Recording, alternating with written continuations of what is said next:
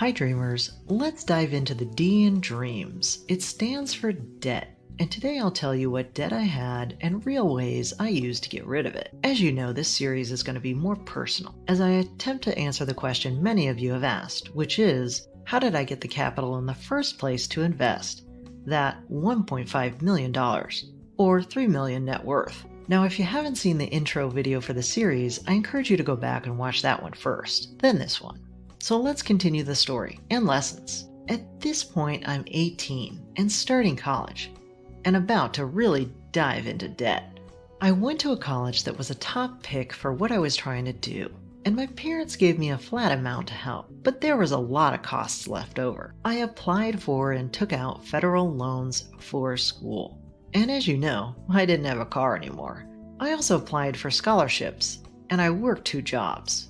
Me and my roommate were hungry a lot, as we tried everything to keep costs low, which I alluded to in a previous video. I was able to get credit cards since I already had that car loan at 16 and a bank account in my name for all of those past jobs. Juggling credit cards gave me some key lessons that I use to this day. One was how to game credit cards to rotate among them on due dates to stretch out time. Another was how to rotate for points and cash back given for certain things like groceries or gas. And yet another lesson was to rotate when there were transfer deals on, say, X amount of months with no interest on transfers. I learned that if you actively manage credit cards and look for ones that align to your needs, you can game them in your favor. It does take effort, but when you're that close to the edge, it can make a difference and help you get ahead. I also learned to get credit as early as possible in life so that your credit score goes up. The longevity of credit held is a big factor in your score. And the higher the credit score, the more that helped me in the future get better, cheaper rates on everything from cars to homes for life. That's right, in case you didn't know, each rate on a card, a car loan, or a home loan is unique to you and your credit history and will be lower for better scores, which could shave off hundreds of thousands of dollars across all of that financing in your life. And that was a positive effect of that early loan and job I had to take at 16. I did learn one hard debt lesson in college. See, we were struggling so much that my roommate didn't have enough money for books one semester, and she asked me to co-sign on a couple $1,000 personal loan so she could continue. In general, I learned you should never co-sign on a loan, as this will follow you around until it's paid. Not to mention, you get pinged for years every time that person is late on a payment. And I was pinged for about a decade. Ugh. But what can I say? You try to help each other when you both have nothing.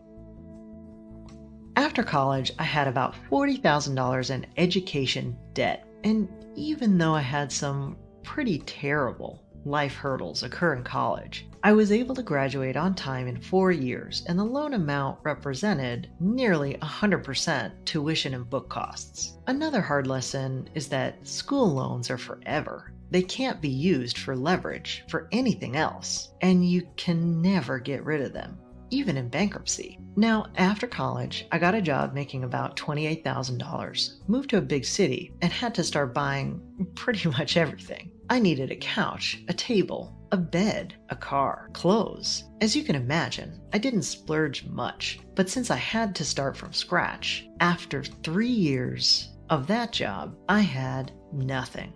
No money saved, no debt paid down, and about $400 in my 401k. Now, you're not going to believe this. But during this time, I had a car I actually liked. I bought it used, and I was meticulous in terms of keeping it clean and safe, parking under lights, nothing inside, using a steering wheel bar with a lock. I had it for 2 years, parking outside on the streets of the city, until, you guessed it, it was stolen. I swear. At 16, I was scared when that happened. But at 25, I was livid. How could this happen again? It's soul crushing when you're busting your hump every day and these life hurdles just push you back constantly. The worst part is that they ended up recovering my car. So the insurance didn't even total it out. Instead, they fixed it and gave it back to me, all janky. Ugh. So, still with no money, I just started thinking. My mom would have this thing she always said: you have to have money to make money. That was always puzzling to me. So, wait a minute. You have to have money to make money? But I don't have money, so I'm never going to make money? It was a head wiggler to me. A riddle I never seemed to be able to solve when I was younger. But I get it now. And you do too, right? You've seen my portfolio. I have money now. Therefore, I can make money much more easily. So at 25, it's going to take me years and years to pay all of this off at this rate. So I started to crack that riddle. I needed to make a big bet, and I decided to make a bet on the only thing of value I really had, something that no one could steal: myself. And this is where the next letter of dreams comes into play. R stands for revenue. And in the next video, I'll talk about how I leveled up year after year to maximize my revenue potential. But for now, just know that I decided to go to grad school and get my MBA. And my mom's words rang true. I had to take out a big loan of over $100,000 to do it. But the promise on the other side of gaining a new set of valuable skills was a job that could earn about $100,000 a year. So after going to school full-time for 2 years in another shared apartment, working jobs the whole way, by about 27, 28 years old, I was about $150,000 in the hole with no 401k, no home, and no assets. But I did still have that janky stolen car, which at this point was worth literally a couple $100. So you guessed it, I had to buy a new car, new furniture, and start from scratch again. Now I'm going to show you an actual snippet of my get out of debt spreadsheet, showing how I fought my way out of this debt. So this was the setup of my spreadsheet, and I wanted to fast forward a few years to show you a moment in time where I actually paid off one of these loans. So just to orient you, I have my loans on the right, and at this point I had purchased a house after grad school. Then I had my savings and checkings, and my retirement. I also used to keep track of the total cash in retirement as it relates to the total debt, so that I could have a top-line view of how much in the hole I was every single month. And I did this month after month after month. In fact, even though I'm showing you just 3 months, imagine that I actually have a spreadsheet where I track this month after month for 10 years.